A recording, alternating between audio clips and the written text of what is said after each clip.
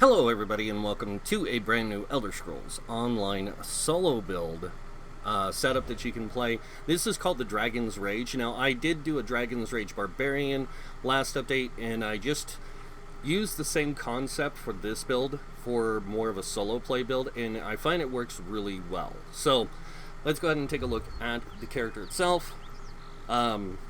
Starting with this, but before I get started, disclaimer, this is a roleplay casual play build. This isn't meant for meta play. It can solo a lot of content, dungeons, overland, world bosses, things like that. It can also solo, I would say, pretty well in Maelstrom Arena if you can get it down. Now, I'm not going to be playing through Maelstrom Arena with this build. I'm going to be testing it out on one of the new dungeons so you guys can see for yourself how well it works. But let's go ahead and get started. So we are a Argonian with this. Now you don't have to be an Argonian, you can be any race. This is just showing that I chose an Argonian because that's what I play on live, as an Argonian Dragonknight. And this is pretty much what they look like. Stamina, 64 points into it. This is going to give you a really good stamina pool. As you can see, our max magic is coming in at 14,000, max health 21,000, and 28k max stamina. Now, the reason why this works so well, more as a solo build, is because it has great survivability, great damage, and great solo capabilities. It can also work in some aspects of a group. If you want to play a damage dealer, it works out well for that as well. It has, like I said, it's made to be survivable, so it's really up to you. Magic recovery is coming in at 585, 321 health recovery, and a 1510 Stammer Recovery, and that is unbuffed, guys. So 1510 is its base recovery for stamina. It's actually really good. We do have 2415 weapon damage with a 58% critical, and I know a lot of people will complain about how low the weapon damage is. We get to about almost 4k when fully buffed. Okay, we have 18k spell resist, 18k physical resist. This is going to give you really good survivability. Moving on, we do have the Thief Mundus Stone. This is going to give you the weapon and spell critical increases. We do have Major Prophecy from Flames of Oblivion and Major Savagery. Don't really need to worry about too much of those. We also have Hatchling Shell. It's a set that we're wearing, and it gives us a damage shield that absorbs roughly about 5k damage for 15 seconds. And it reapplies every 15 seconds. Then we have our Dubious Cameron Throne, which is the food source we're using. Now, as you can see, this gives you stamina, health, and Stammer Recovery. You can use Tri-Stat food if you want to. That's going to give you more stamina, health, and magicka. But I find Dubious Cameron Throne gives you just enough to get the stuff done. And that's why we have a really high Stammer Recovery, even though our max stamina pool isn't that high. Alright, moving on to our equipment and gear. We do use Tri-Stat pots for more or less when we're doing like battlegrounds or PvP stuff. You can use Tri-Stat pots when you're overland playing as well, because you don't really need to buff yourself for weapon and spell damage too often with a potion. The other thing is we are using the Dubious Cameron Throne food or drink, and this is going to give you that health, magic, or health and stamina and stamina recovery. Then we do use the power pots, stamina power pots. This gives you stamina back, it gives you major endurance, it gives you major brutality and major savagery when you have the potion going. And then of course we do have the long fin pasty and melon sauce. This is Tri-Stat food. This is primarily for when you're playing in overland, stuff like that. I might use this over Dubious, because Dubious can be costly, and Longfin Pasty and Melon Sauce isn't so bad. And this gives me all three resources, which makes it a little bit easier for me to not only sustain, but also stay in a fight really well. Alright, let's go ahead and go over the sets that we're using, starting with the monster set. And this is where people are going to get confused with this, because most of the time you see a tank using this. And that's Bloodspawn. Bloodspawn adds stamina recovery, and then the two-piece. When you take damage, you have a 6% chance to generate 14 ultimate and increase your spell and physical resist by 6,450 for 6 seconds. The effect can occur every 6 seconds. The reason why I use this in solo play is because we get that Stammer Recovery and we get that higher damage survivability. So, damage taken survivability, the higher resistances. The 14 ultimate is really good also when you're solo playing. This helps you drop your banners more often and your Dawnbreakers more often, depending on which one you're going to use. Alright, moving on to the next set, we are using Viper's Sting. Now, Viper's Sting drops in Fungal Grotto, 1 or 2. It's a pretty easy set to get, especially if you're getting the 5-piece body. The chest, the legs, the boots, the belt, and the gloves. If you don't have this set, you can use Hunting's Rage instead. Now, Hunting's Rage will not compensate for the 8,190 poison damage. This does over 4 seconds every 4 seconds. Instead, it'll just give you an increase of weapon damage. But it still gives you the 2, 3, and 4 piece identical to Hunting's Rage. So you will get weapon crit, max stam, and weapon crit. Moving on to the last set, and this is another one that people are going to question because they're going to be like, why are you using this garbage set? And it's not a garbage set, it's actually a really good set, and that is Hatchling Shell. This is a great set for solo playing. And the reason I say it's a great set for solo play is because, one, the 2 and 3 piece gives you physical and spell resist, and the 4 piece gives you max health, and then the 5 piece gain a damage shield equal to 23% of your max health for 15 seconds, every 15 seconds. The shield itself is what you're using this set for, plus the higher resistances. This just gives you overall greater survivability, especially as a Dragonknight. You already get increased spell resist, and you don't have to do too much to compensate, so you end up with a very close value of physical and spell resist.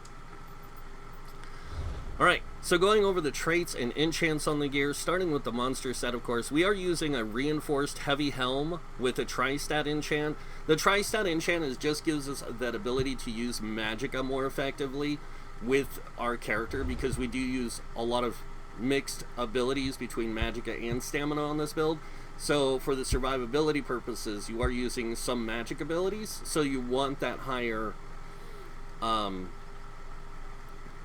magicka pool for that, so you're not burning through your magicka super fast. The other thing is that it does give you max health and stamina, which tri-stat anything is going to be good overall, especially in solo play, because you do need a good mix of stats.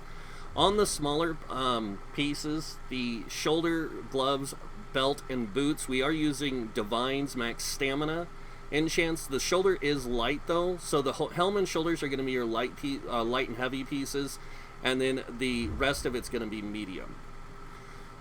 So, like I said, the Divines increases Mundus Stone effect. This enhances your Thief Stone to make it to where you have higher crit chance, that kind of stuff. And then with the Divines, or the max stamina enchant on all 4 pieces, this is just going to help you maximize your stamina pool. Now, moving on to the other 2 pieces, the chest and legs, we are using Infused with Tri-Stat Enchants. Now, the Infused is going to give you 20% increase to your enchants. This is going to give you actually more magicka health and stamina from the Tri-Stats, especially on the bigger pieces, so that's why we're using Infused on the chest and legs. Moving on to jewelry. Now, I'm going to say this now, if you do not have access to getting the Tri-Rune jewelry, just use all stamina on the gear and then leave these healthy. Okay, don't stress it, just make them all healthy, it'll be fine. But if you can, get the Tri-Rune rings, or the 2 rings Tri-Runed, and also put weapon damage enchants on them.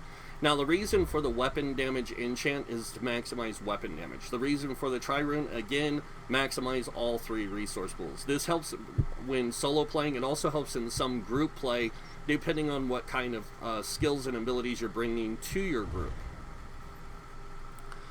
Alright, moving on to the final one, the necklace. We are using a Bloodthirsty necklace. Now, Bloodthirsty increases your damage against enemies under 25% health by 10%. This is kind of like a minor execute type thing. It's not massive, but it's enough to get more damage. Now, the other thing we're using is the Stammer Recovery. Now, a lot of people are going to say, if you're using this with this, why do you need more Stammer Recovery? The reason for it is because one, Dragonknights get no resource management except from using ultimates. And they have to activate an ultimate really fast in order to get the ultimate to return stamina, magic, and health. So using a Stammer Recovery, even with Bloodspawn, really works out. Alright, moving on to the weapons. All the weapons are Hatchling Shell. So we are using an axe in the main hand. Sharpened. The reason for the axe is that the bleed proc chance is going to add more damage to your character overall, and the bleed doesn't do as much as it used to, but it is still really good to have. So that's why I like using a axe main hand sharpened. Offhand, we are using a Nirnhoned dagger, and as you can see on the axe, we are using a poison damage enchant, and then in the dagger we are using absorb stamina. Now this is Nirnhoned. This is going to increase the damage of this weapon by 15%. This applies to both spell and weapon damage. We're primarily using it to boost our weapon damage. Now the absorb stamina is there too, gives us a resource return every 5 seconds. So every 5 seconds we're going to get 177 stamina. This plays well into our resource management and sustainability. Moving on to back bar, we are using a infused bow with a weapon and spell damage enchant. This is going to maximize your capability at not only dealing damage, but it's also going to give you that capability to boost your weapon and spell damage for a good period of time, because it's infused, and we are using Endless Hail or Arrow Barrage, I don't remember. We'll have to see when we get to the skills to see, but we are using an ability that will stay pretty much applied for the duration, and it does keep this consistently applied if you can keep the rotation up. Alright, now that I've shown you guys that, we're going to go ahead and move on to skills.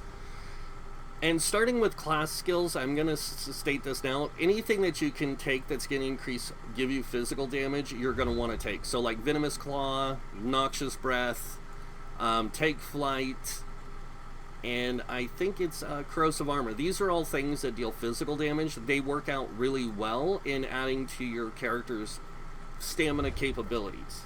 The rest of your abilities will be Magicka based, because the class unfortunately doesn't have a lot of stamina choices. Alright, moving on to weapon skills. We are using dual wield and bow primarily, so I do take the ultimate, active abilities, and passives. I do take those also, the ultimate, actives, and the passives for all of my class stuff as well, because I do switch skills around depending on the type of content I'm playing, whether I'm in a group, whether I'm solo playing, whether I am doing Battlegrounds or PvP in Cyrodiil. I do change skills around to fit that environment. So I do use a mix of different skills. And also if I'm solo playing, like, say, excuse me, Maelstrom Arena, or I'm solo playing in a dungeon, or I'm solo playing in Overland, or world bosses, like every location I'm using different sets of skills. But I do use a primary set of skills all the time. Alright, so going on to dual wield again, we do take the ultimate, active abilities, and passives. The active abilities are really up to you to choose, and same with the ultimate. I pick the ones that best reflect my ability to play this character the way I want him to be played, so I take the skills that best suit that. Same thing with bow abilities. As you can see, I take the ultimate, active abilities, and passives. And moving on to armor passives and stuff. Light armor, I take the top 3 because I can take advantage of these in not only the way I play my character as a stamina character, but also when I play this character solo play, having access to these things really helps. Same thing with medium armor. I take all the passives, of course, because this is a medium armor build, and we do take shuffle for when we're playing PvP. Heavy armor, I take the top 3. When it comes to world skills, now you can be a vampire or werewolf with this, it really doesn't matter. I prefer to leave most of my stuff alone unless the class or character is built around the idea of being a werewolf or vampire. So most of the time I do not do it, even though I can get some extra benefits. Here, the ultimate, active ability, and the passive, the first passive, are optional. A lot of people are switching over to using like Consuming Trap and stuff. It is a very powerful ability, I'm not gonna lie, and it's a great resource sustain ability. So it's really nice for that factor. And then the two here, Soul Summons and Soul Lock, I always take. So, moving on to Guild Skills, Fighter's Guild, I take the ultimate active abilities and all passives. And I do this with the Fighter's Guild, Mage's Guild, Psijic Order, and Undaunted. I take all the active abilities, passives, ultimates, everything. Again, like I said, when it comes to playing a character in this game, I like to have options and have a mix of different tools for different situations depending on what I need. Because I don't have a lot of resources that I can use on an Argonian in this way, so utilizing other tools to give me other things really plays well into this. When it comes to the Undaunted, though, you are going to want to get Undaunted Metal and Undaunted Command. Alliance War skills, now these you can only get from doing PvP either in Battlegrounds or Cyrodiil, and the choice of skills is really up to you. Again, I like Echoing Vigor over Resolving Vigor, even though Resolving Vigor does heal for more over a shorter period of time. I like Echoing Vigor because I like to help aid my allies, and that's the main reason why I use that ability. Support skills, again, I take the ones that best reflect my ability to play the character in any situation. Yes, I do use Purge sometimes when I'm playing PvP, or even when I'm with a group I might use it. It just depends.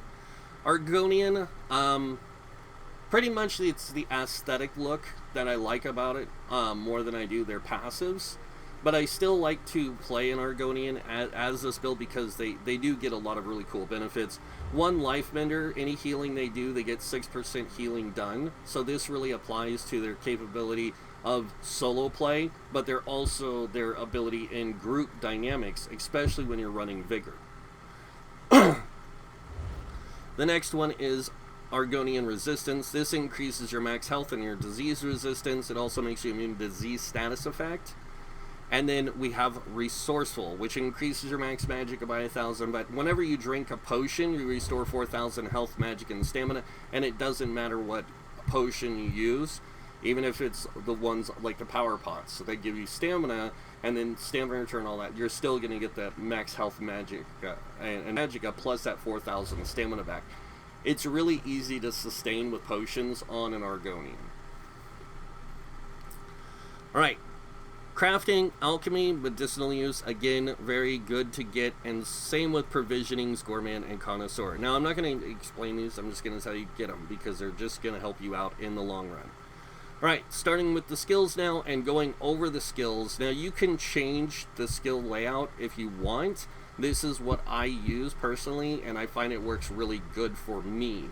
So, starting with the first ability, we have Raining Slashes. Now, this deals a decent amount of damage up front, a decent amount of damage over 10 seconds. It also reduces movement speed of enemies by 30% for 4 seconds.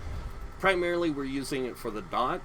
The next ability we have is Noxious Breath. Now, this deals poison damage up front, poison damage over 12 seconds, and it applies Major Fracture, reducing the enemy's physical resistance by 5,280. Along with the Sharpened Weapon, we do get a decent amount of penetration value on our enemies that allows us greater damage potential. Alright, moving on to the next ability, and this is a single target damage ability. It hits an enemy 5 consecutive times, dealing X amount of physical damage. The final hit deals 300% more damage and heals you for 70% of the damage caused. This is just for self-survivability, self-sustain.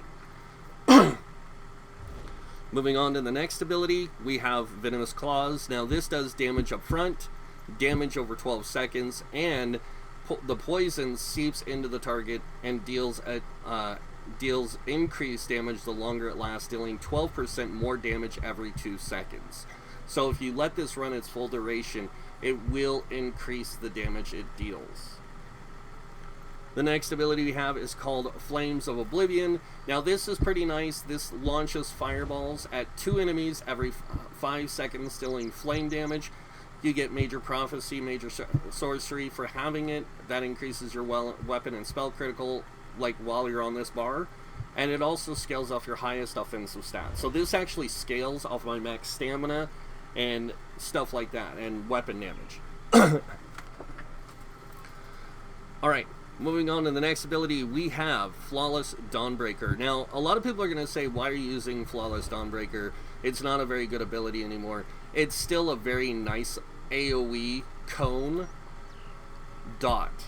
And that's why I use it. It does good damage up front, it does good damage over over 6 seconds, and then on top of that, after activating, I get 300 more weapon damage for 20 seconds.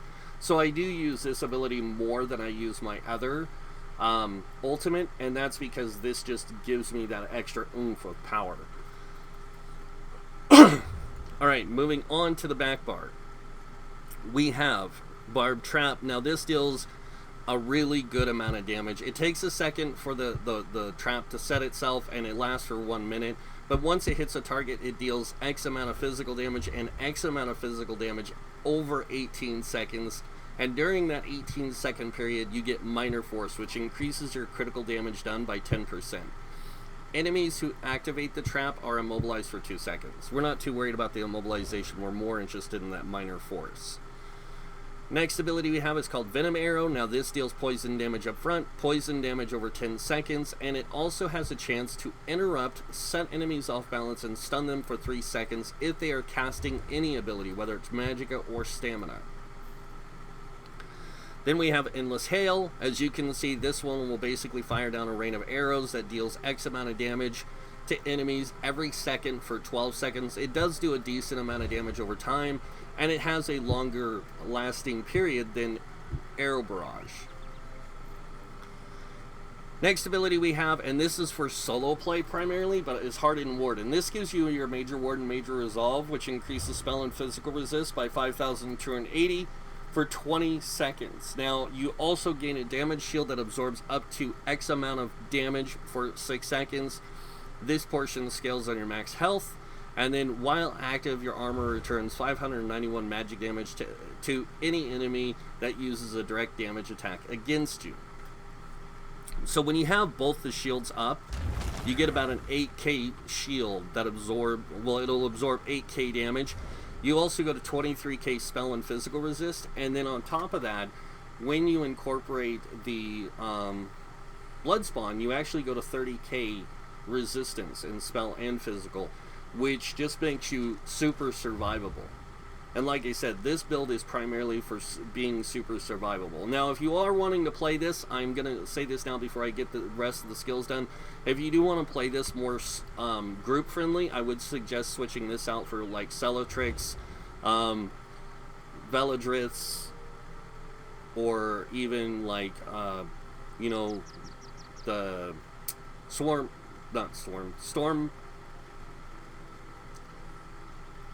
Oh my gosh, I can't even remember it. Krogs, you could get Celestrix, Stormfist, and even Maw the Infernal is really good with this. Vulcan Scoria is good with this. Nirnath isn't too bad. Spawn of Mephala is not too bad. Veladriths is really good. Thorvikins can be pretty good too, if you're looking for a little bit more health and, you know, some AoE type stuff. But those are the ones I would suggest using. Going back now to the skills.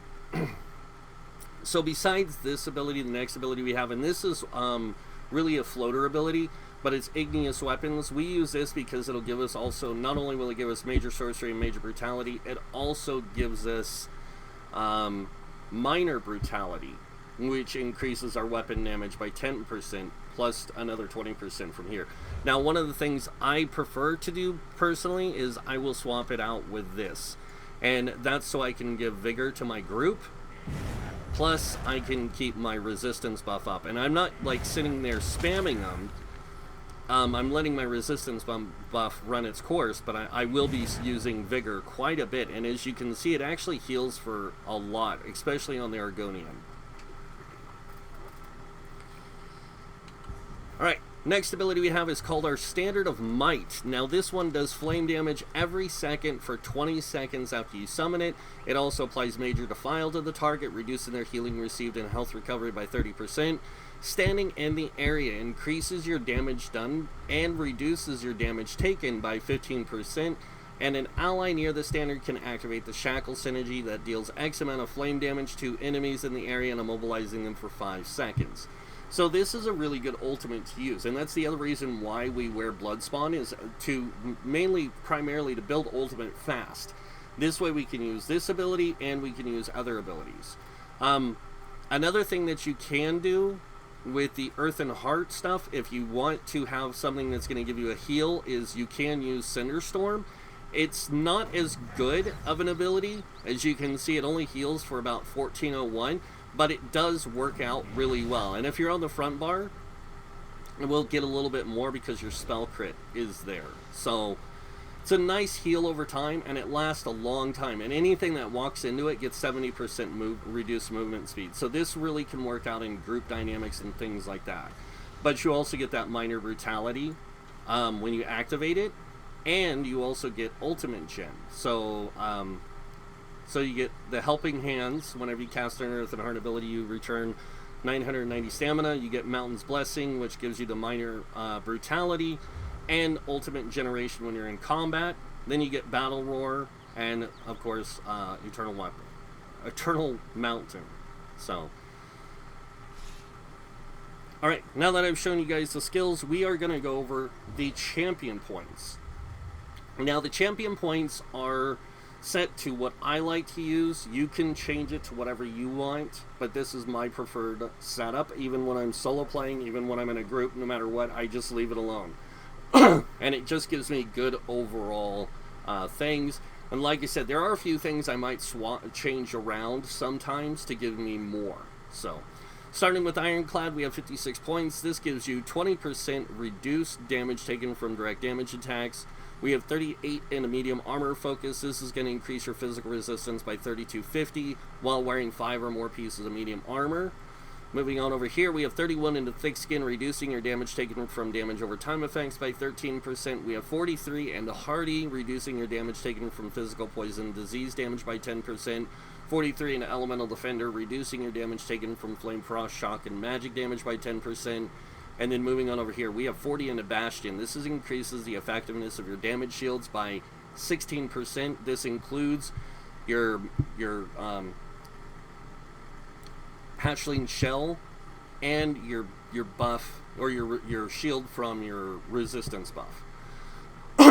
Then we have 19 in a quick recovery, which increases your healing received by 5%. Moving on to the green tree, we have 40 in the warlord, which reduces break free cost by 16%. 16 into sprinter, reducing your sprint cost by 10%. 16 into bashing focus, reducing your bash cost by 10%.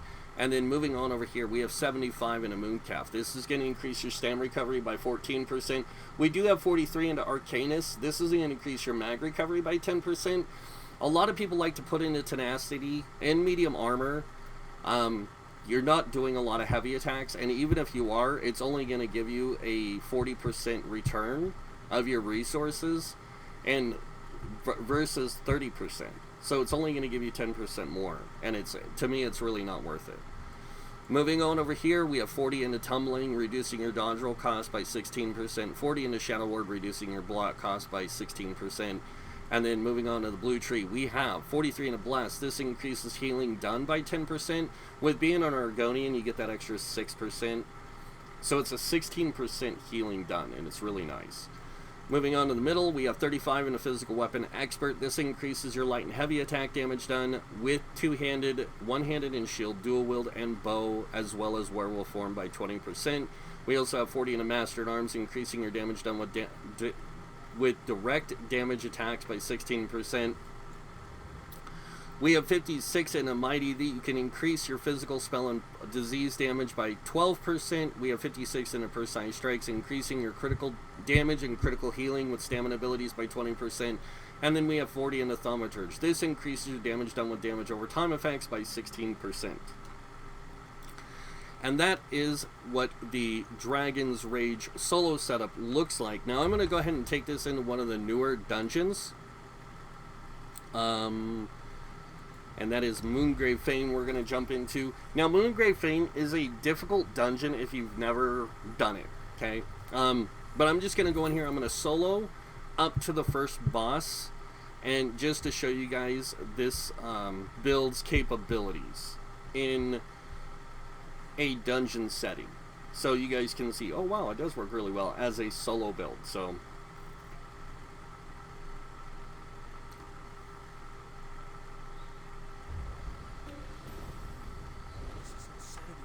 as you can see, this is my first time going into this with this character, or any character for that matter.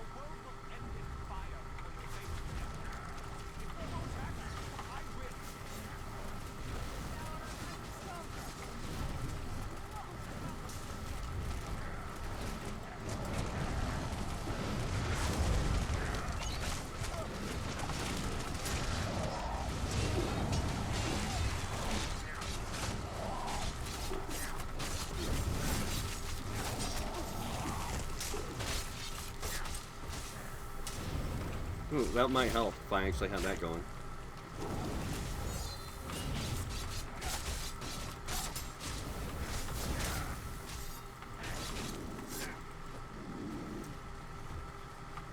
I really need to watch my abilities. And let me go ahead and I'm gonna go ahead and change that out for the resolving or the echoing vigor, because this does heal for more. So.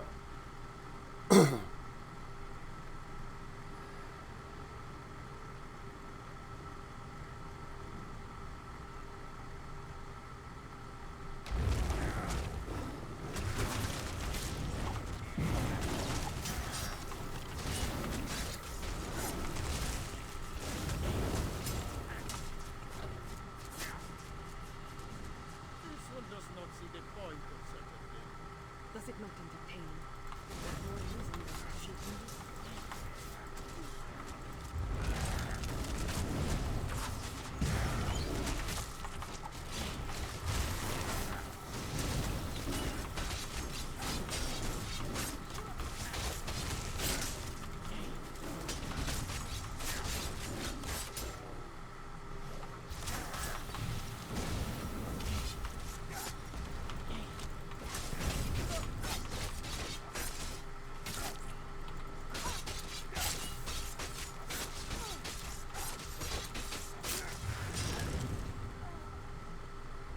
But as you can see, it works out pretty well. I mean, it's not too off. Look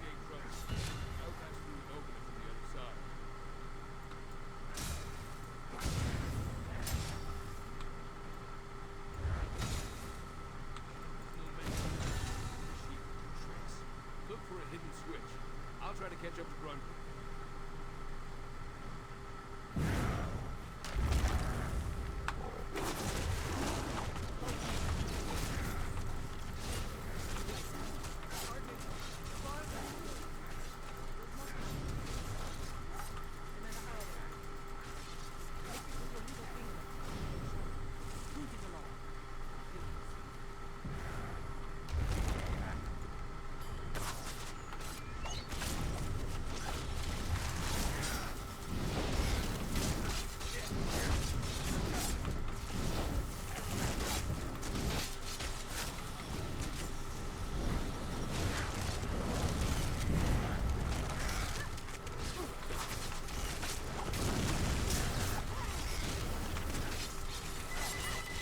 Uh-oh.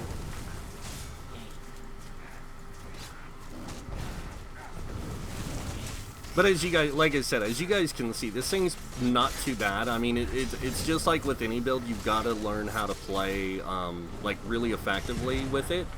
And I think that's where a lot of people are gonna have trouble with some of these builds, or with some builds that I might release, is they might not have the same skill capability as I do. So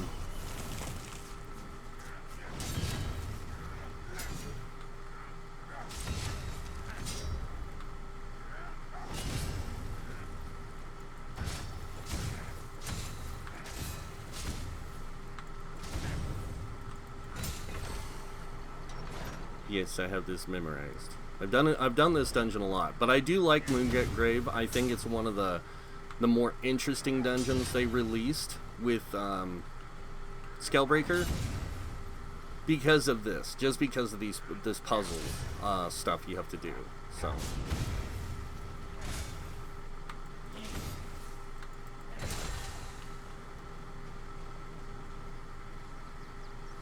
I don't remember if this is like, if I'm getting close or, because I haven't ran this in a while.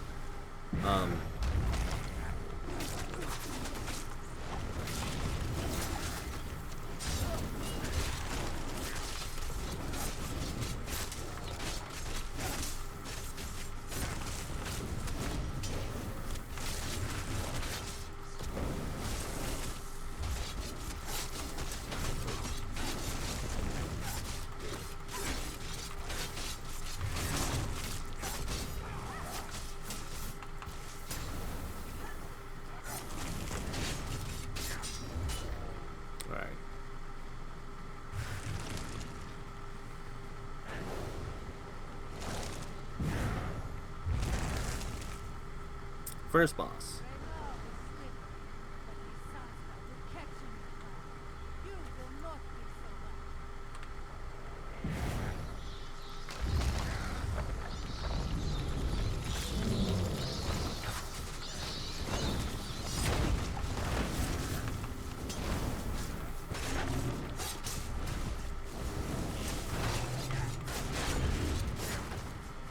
Where are these guys?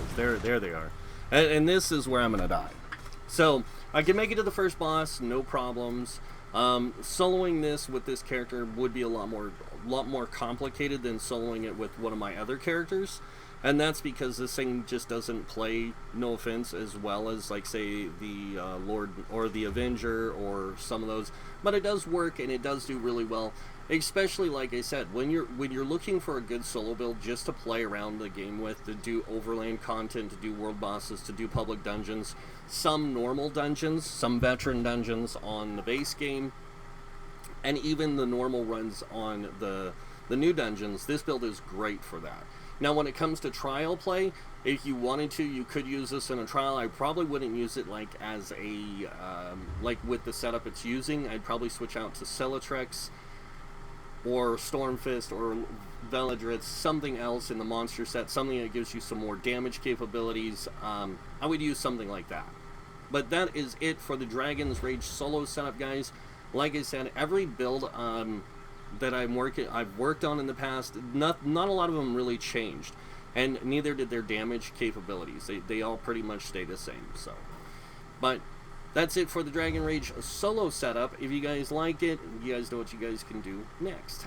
If you like this video, go ahead and hit that like button. If you guys want to see more videos by me, you can subscribe. Other than that, I want to thank you all for watching. Until next time, have a wonderful day, and this guy might see you in game.